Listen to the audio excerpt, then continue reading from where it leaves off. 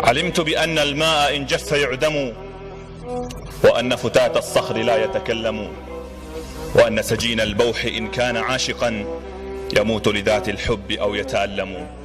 وها أنا ذا قد ضقت ذرعا بحيلتي، ومما رأيت الحب بي يتحكم، فصرت وليد الحب والحزن مرضعي، ورغم بلوغ الرشد ما كدت أفطم. فأوجس أصحابي من العشق خيفة، وقد أسفوا لي ويح من قد يتيم.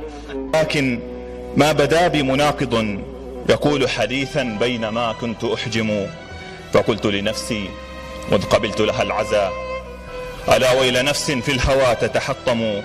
أبيت بجنح الليل طفلا معذبا، تقرفص في إحدى الزوايا يتمتم، يطل على شباك غرفته الذي توكأ فيه الحزن جنبا يرنم، فينشد آها تملأ الليل عنوة، ويصمت إن قد بان للفجر معلم. لماذا؟ لأن الحب أهدر عزتي، وصرت بكف الحب راض ألطم.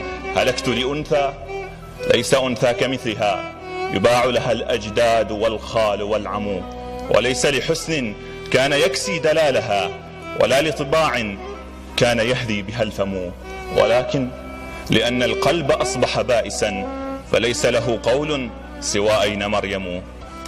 أخاف بأن تلقى عيوني عيونها، فيفضحني شوقي ولفظي يلعثم، وأخشى بأن أبقى كتوما محنطا، فليست بما أخفي من البوح تعلم. يقولون تب عنها، وقلت وما الدواء؟ هي الزاد والإيمان والروح والدم.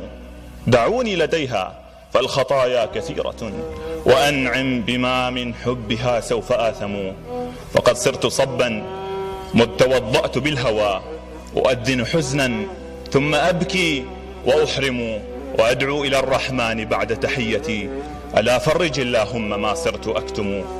محال بأن تبقى القلوب مشيدة إذا هي في أركانها الوصل يهدم.